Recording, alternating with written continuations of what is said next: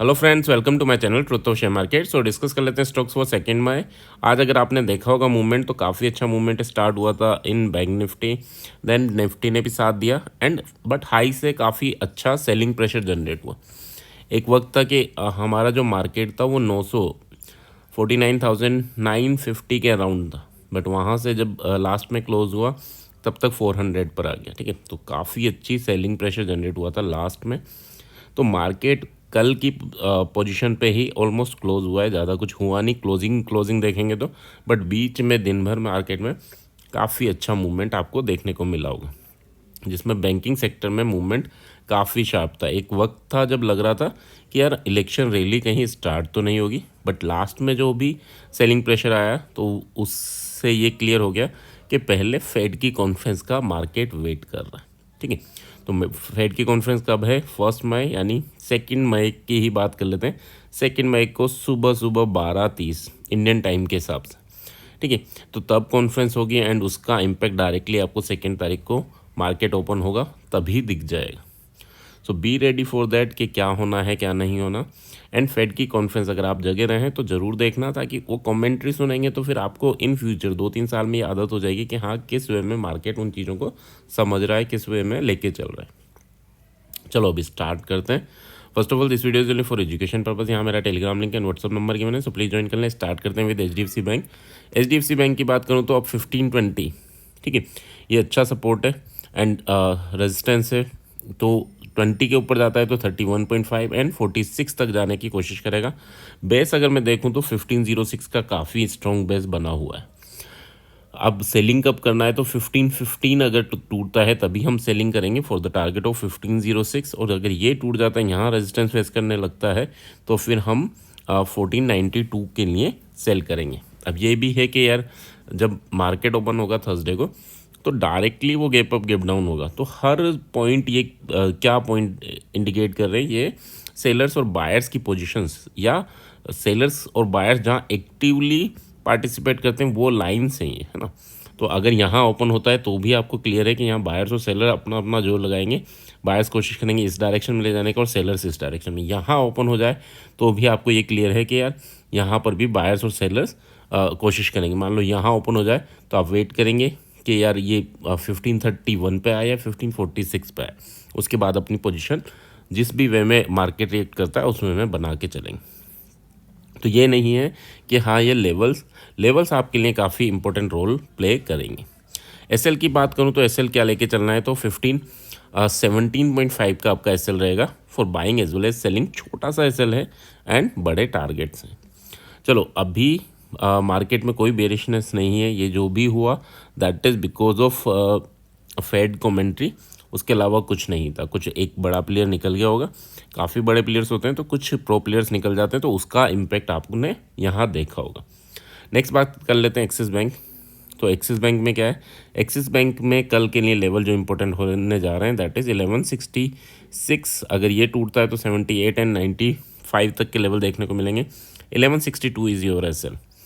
57 अगर टूटता है तो फिर आपको 42 एंड 26 तक के लेवल देखने को मिलेंगे एंड 63 इज़ योर एसएल। ठीक है, सो अभी नो डाउट मार्केट बुलिश ही चल रहा है, बट हाँ, फेड के इम्पैक्ट के बाद हो सकता है मार्केट थोड़ा करेक्शन दे या फिर ये रैली कंटिन्यू रहे। ठीक है, अगर फेड की कमेंट्री में थोड़ी सी भी ग्लोबली मार्केट अगर अच्छा करते हैं तो हमारा बहुत अच्छा करने वाला है ना। सो इस चीज़ को भी ध्यान रखना। चलो नेक्स्ट बात कर लेते हैं। सो दैट इज़ अवर रिलायंस। रिलायंस में हमारा कल ही डिस्कशन था कि यार एक बार ऊपर जाए तो ये वापस जब ट्रेंड लाइन पे आएगा, सो that is also buying opportunity. तो एक बार नीचे गिरे, ट्रेंड लाइन पे आए, तो अभी ऑलमोस्ट वहीं आया था, थोड़ा सा और बाकी है। हो सकता है कल आपको ये भी गैप फिल होता हुआ देखने को मिले। अब लेवल्स की बात कर लेते हैं। तो 2936 का लेवल टूटता है तो 2953 एंड 2966। अब देखो कल भी यही लेवल गिवन थे आपको, क्योंकि यहीं मार्केट ने क्लोजिंग दी थी। आज अगर आप देखोगे तो एग्जैक्टली 66 टच किया, यानी दोनों टारगेट टच करके आया। ठीक है, वो भी 2 ही कैंडल में। तो इन चीज़ों को समझो कि हाँ यार, चीज़ें फॉलो होती हैं। बायर्स और सेलर्स जोन जो हैं वो काफ़ी इंपॉर्टेंट रोल प्ले करते हैं इन ऑप्शन ट्रेडिंग। ऑप्शन करो या स्टॉक्स करो, इक्विटी करो, तो ये सब चीज़ें आपके तभी बेनिफिशियल हैं जब आप level to level trading start करेंगे। सेलिंग कब करना है तो 2922 के नीचे जाता है तो सेलिंग अपॉर्चुनिटी होगी कहाँ तक 2909.5 एंड 2896.5। यहाँ पर अगर मैं एसएल की बात करूँ तो एसएल मेरा रहेगा 2927 का फॉर सेलिंग, एंड बाइंग के लिए अगर बात करूँ तो 2931 का आपका एसएल रहेगा। सो दैट्स अबाउट रिलायंस। स्ट्रक्चर अभी भी बुलिश है अनटिल एंड अनलेस ये ट्रेंड लाइन के नीचे नहीं चला जाता। ट्रेंड लाइन कैसे ड्रॉ करना है तो क्लोजिंग पॉइंट को मैच करके हमने ये ट्रेंड लाइन ड्रॉ किए। कुछ पॉइंट्स हम आपको हटाने रहते हैं ना, बाकी मैक्सिमम पॉइंट्स यहाँ कवर हो जाते हैं। नेक्स्ट बात कर लेते हैं। सो दैट इज़ अवर इन्फोसिस। इन्फोसिस में क्या चल रहा है, इन्फोसिस दिन भर एक रेंज में ही था जहाँ कल था, बट हाँ लास्ट में उसने ब्रेक डाउन दिया और ऑलमोस्ट यहाँ आके क्लोजिंग दी।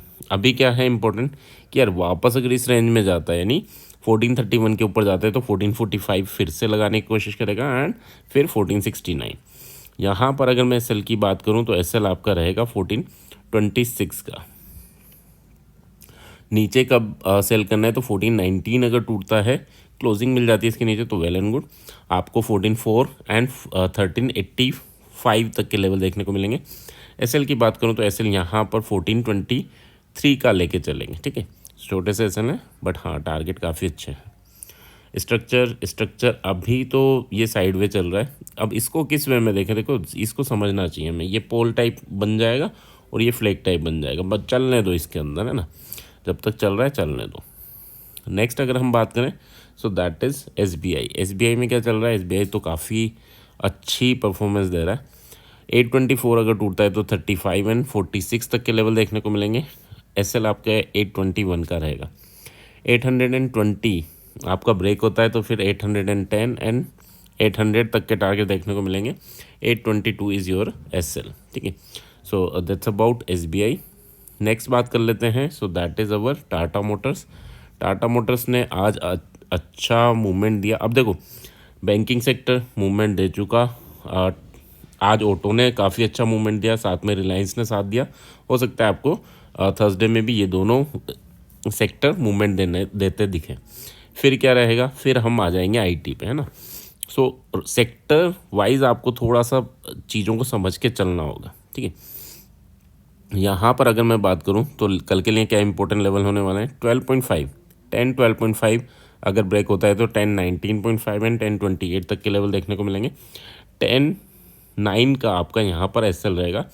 10 06 अगर टूटता है तो सेलिंग प्रेशर जनरेट होगा कहाँ तक, 999.5 तक एंड देन 994 तक, ठीक है। यहाँ पर एसएल की बात करूँ तो 1009 is your SL. So that's about Tata Motors. Next बात कर लेते हैं। So that is our Adani. Adani में क्या चल रहा है, अडानी बिल्कुल साइड में चल रहा है ना, अडानी में कोई दिक्कत नहीं है, बिल्कुल साइड में चल रहा है। क्या ये बुलिश है बियरिश है, नहीं, है ना। इसको थोड़ा सा अगर आप चाहो तो इस वे में देख के चल सकते हैं कि हाँ यार ये यहाँ तक हो सकता है और फंसने की कोशिश करे, फिर ये ट्रायंगुलर पैटर्न का ब्रेकआउट दे के ऊपर या नीचे या तो बेस तोड़े या फिर इस लेवल को तोड़ के ऊपर जाए। तो थोड़ा सा इन चीज़ों पर फोकस करना। अगर आप ट्रेड में नहीं हैं तो 1-2 दिन और वेट कीजिए ना। लेवल वाइज देख लेते हैं। 3085 अगर टूटता है तो 3128 एंड देन 3185 तक के लेवल देखने को मिलेंगे। एसएल की बात करूं तो एसएल यहाँ पर जो बनेगा दैट इज़ 3045 का, ठीक है, ओके। नेक्स्ट अगर हम बात करें, नहीं यार ये 3045 का नहीं बनेगा, 3065 का एसएल बनेगा, ठीक है, ये क्लियर रखना। 45 नहीं, 45 काफ़ी बड़ा हो जाएगा। और अगर ये 3048 का लेवल तोड़ता है तो फिर आपको 3000 एंड 2955 तक के लेवल देखने को मिलेंगे। यहाँ पर अगर मैं एसएल की बात करूँ तो यहाँ पर एसएल 3065 का लेके चलेंगे, ठीक है। तो दोनों जगह 65 के लेके चलेंगे। आई होप यहाँ तक चीज़ें क्लियर होंगी। लेवल टू लेवल ट्रेड करना है और गैप अप हो गैप डाउन हो, ये लेवल आपके हमेशा वर्क करेंगे, ठीक है, क्योंकि ये लेवल कहाँ से हैं, ये बाइंग एंड सेलिंग जोन है, इन्हें कोई फ़र्क नहीं पड़ता। मार्केट अभी यहाँ है, कल यहाँ होगा तो भी ये ऐसे ही वर्क करेंगे। थोड़े बहुत ऊपर नीचे हो जाते हैं 1-2 पॉइंट, है ना, क्लोजिंग और इन चीज़ों का मैं फोकस करता हूँ तो ये 1-2 पॉइंट नीचे ऊपर हो जाएंगे, बट हाँ वर्क ये उतना ही स्ट्रांगली करेंगे। सो गैप अप होता है गैप डाउन होता है तब भी आपके पास लेवल होने चाहिए। ये लेवल हैं इंपॉर्टेंट जिनको आपको नोट करके रखना चाहिए, अपने चार्ट में लगा लेना चाहिए। अगर आप जिसमें भी ट्रेड करें, और कोशिश करें कि यार एक में बैंकिंग सेक्टर का, एक ऑटो सेक्टर का, एक आईटी सेक्टर का, एक रिलायंस, इस टाइप से ये सारे का कॉम्बिनेशन है ये वीडियो, है ना। तो अलग अलग सेक्टर्स के सबको लगा लो और फिर उस हिसाब से देखें कि ब्रेकआउट हो तब आप उनको ट्रेड इनिशिएट करें। आई होप यहाँ तक चीज़ें क्लियर होंगी। क्लियर हैं तो please like and comment. Thank you.